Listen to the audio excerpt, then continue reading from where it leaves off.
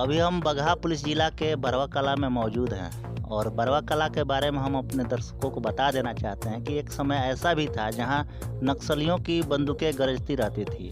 शिक्षा का स्तर खराब था, लेकिन वह दिन भी दूर हो गया, अच्छे दिन आ गए और बिहार में सुशासन की सरकार बनी, केंद्र में मोदी की सरकार बनी। सबका साथ सबका विकास के तहत अच्छा से सब कुछ चलता आ रहा है। इसी क्रम में भारतीय जनता पार्टी के विधायक राम सिंह जनसंपर्क के दौरान बरवा कला में आए हुए हैं, जो हमारे माननीय मोदी जी के दूत हैं और वो अपने संदेश लोगों को बता रहे हैं, लोगों की समस्याएं सुन रहे हैं। तो इसी क्रम में हम इनसे भी बातचीत करेंगे कि आखिर में क्या उनका कार्यक्रम है और क्यों बरवा कला पहुँचे हैं। सबसे पहले सर, आपका बहुत बहुत स्वागत। मेरे घूमने का प्रश्न है कि जो बेमिसाल 8 सालों का मोदी जी का रहा, वह एक के बहुत ही जातिवाद, परिवारवाद, भ्रष्टाचार, आतंकवाद, दृष्टिकरण और प्रकोप के पीड़ित देश की राजनीति पर विकासवाद की जीत की यात्रा है। इस कालखंड में देश बदला ही नहीं बल्कि विश्वास की नई कहानियां गढ़ रहा है। 2014 में जब हमारे देश के प्रधानमंत्री बने तो 2014 से के पूर्व निर्मित चुनौतियों के चट्टानों का विकास पथ पर निर्मित मोदी राज में हुआ और 8 वर्षों में देश की गरीबी 22% से घटकर 10% नीचे आ गया है। और ऐसी योजना गरीबों के बीच माननीय मोदी जी 100 में अगर चलता है तो 60 गरीबों के लिए 60 योजनाएं चल रहा है। जिसे आप इस दूसरा में पहले लाइन नहीं देखोगे, पावर नहीं देखोगे, रोड नहीं देखोगे। आज यहाँ से कोई चाहे तो पटना जा सकते हैं 5 घंटे में। और मैं इसका उदाहरण देता हूँ, कल मुझे जाना पड़ा पटना मीटिंग में, तो मैं 4 घंटा में पटना पहुँचा बगहा से। और भाई साहब, यह बहुत बड़ा योगदान रहा मोदी जी का और एनडीए सरकार का। बिहार में तो एनडीए सरकार जिसके मुखिया हमारे जदयू के नीतीश कुमार जी हैं। और एक बात आप देखे होंगे, जो बात बोले हैं, आज हमारे नौजवान साथी इस बात को समझ गए कि जो बंदूक उठाकर चलते थे इसमें कुछ नहीं है। अपने परिवार के साथ रहना, जीना, अपने बच्चों के साथ जीना एक बहुत बड़ा खुशहाली का दिन है। जो नीतीश कुमार जी, सत्ता वही था, कुर्सी वही था, सब कुछ वही था, बंदूक राइफलें सब कुछ वही था, बैरल वही था, वर्दी वही था, लेकिन नीतीश कुमार सिर्फ उस कुर्सी पर बैठ गए और भ्रष्ट मुख्यमंत्री जी लोग हट गए। उसके बाद उसी दिन से 2005 से ही सत्ता का जो परिवर्तन दिखाई दिया कि बंदूकें गाड़ दिया लोग।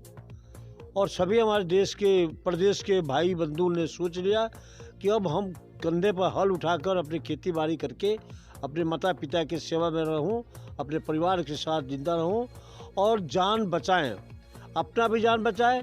और कितने माँ बहनों के पहले हत्या हो जाती थी भाइयों का, जो माँ बहने के मांग का सिंदूर धुला जाता था।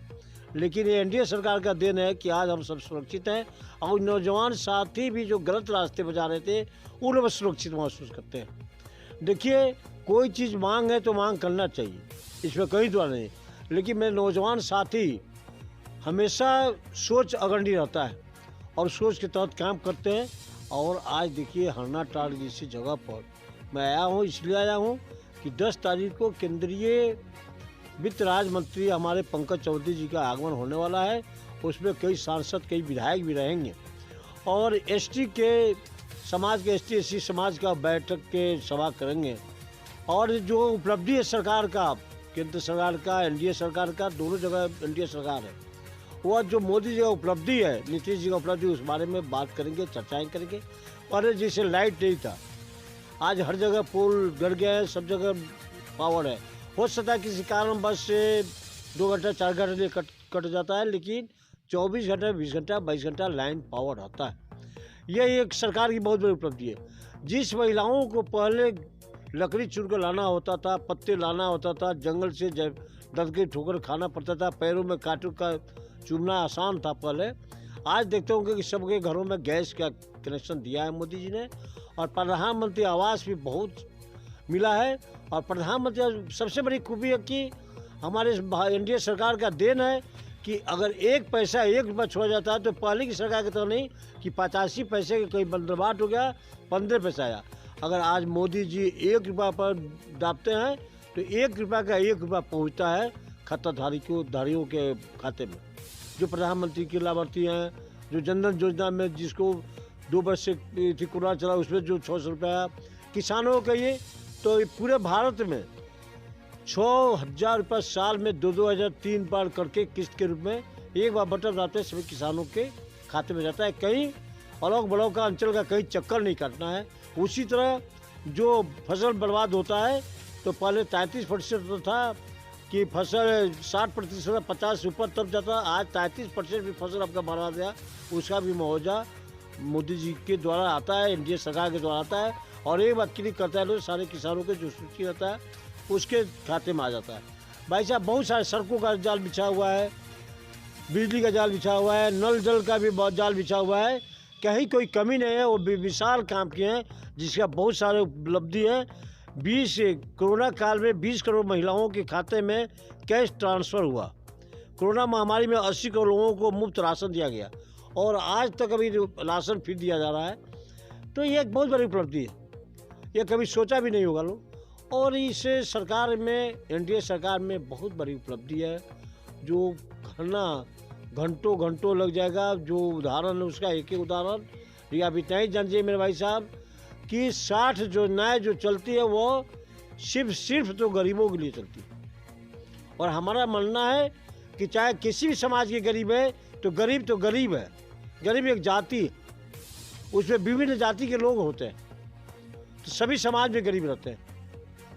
और इसलिए गरीबों का जो उत्थान आज मोदी सरकार में हो रहा है तो बहुत बड़ी उपलब्धि है। बहुत सारे बैंक जो सारा राष्ट्रीयकरण हुआ था जो अलग अलग था उसको भी एक में कर रहे हैं, बहुत सारी उपलब्धियाँ हैं। आज ट्रेन का देख डबल ट्रैक लग रहा है, सारी सुविधाएं काफ़ी आधुनिकीकरण हो रहा है। आज जब एक छोटा सा उदाहरण खैर पोखरा और बैरू का बताता हूँ कि जहाँ ट्रेन रोक कर कोई नाश्ता करके चढ़ता था, आज है कि आज वहाँ का स्टेशन का स्थिति देखिए, भवन का कैसा निर्माण हो गया। आज विद्यालय का निर्माण देखिए आपके, पहले था तो किसका भवन है तो कोई सिंह का है, कोई मैंने किसी जाति का है, किसी जाति का होता था। लेकिन आज गांव में कोई बिल्डिंग दिखाई देता है तो बिहार सरकार का बिल्डिंग चमचमाता हुआ दिखाई देता है। वह बहुत बड़ा एनडीए सरकार का उपलब्धि है। धन्यवाद जी। बहुत बहुत धन्यवाद कर रहे थे भाजपा के विधायक राम सिंह बघा से, और इन्होंने बताया कि 8 साल बेमिसाल के तहत केंद्रीय वित्त राज्य मंत्री हरनाटांड में स्वीकृत करेंगे। और इसी कार्यक्रम को सफल बनाने के लिए इनका जो है दौरा लगातार जो है चालू है। और इनके ही बगल में पूर्व विधायक प्रत्याशी सुमंत कुमार हेमंत कुमार बैठे हुए हैं, इनसे भी पूछेंगे कि क्या यहाँ बैठक की क्या मतलब। हाँ, बैठक का यही मतलब है कि जो भी यहाँ आए हमारे क्षेत्र में आते हैं तो हमारा सबसे पहला कर्तव्य बनता है कि उनका स्वागत किया जाए और उनको सुना जाए। और बड़ी संजोग की बात है कि केंद्रीय मंत्री का आगमन हो रहा है। हम लोग अपने क्षेत्र की समस्या उनके पास रखेंगे और यही उम्मीद करेंगे कि हमारी समस्या का वो निदान करेंगे। धन्यवाद। अभी हमसे बातचीत कर रहे थे पूर्व विधायक प्रत्याशी सुमंत कुमार जी, और इन्हीं के बगल में बैठे हैं पंकज कुमार जो कि थारू आदिवासी जनजाति छात्र संघ के अध्यक्ष हैं। इनसे भी पूछेंगे कि अगर कार्यक्रम होता है तो आपके ओर से क्या सहयोग होगा। अगर मुझे बहुत खुशी हो रही है कि हमारे विधायक साहब हमारे बीच में आए हुए हैं, हमारे गांव के बीच आए हुए हैं। और जो 10 तारीख का जो प्रोग्राम है हम चाहेंगे कि बढ़ चढ़ कर हिस्सा लें, और हमें खुशी होगी कि लोगों तक इनकी कामयाबी जो भी है 8 साल की वह लोगों तक पहुँचे और इसके बारे में लोग भी सोचें। धन्यवाद। बहुत बहुत धन्यवाद। ये थे हमारे थारू आदिवासी छात्र संघ के अध्यक्ष पंकज जी, और इन्होंने भी कहा है कि 8 साल बेमिसाल कार्यक्रम को बहुत ही बेहतर ढंग से सफल बनाया जाएगा और केंद्रीय राज्य मंत्री का स्वागत किया जाएगा। मैं हूं धर्मजीत महतो, आप देख रहे हैं वज्रपात न्यूज़।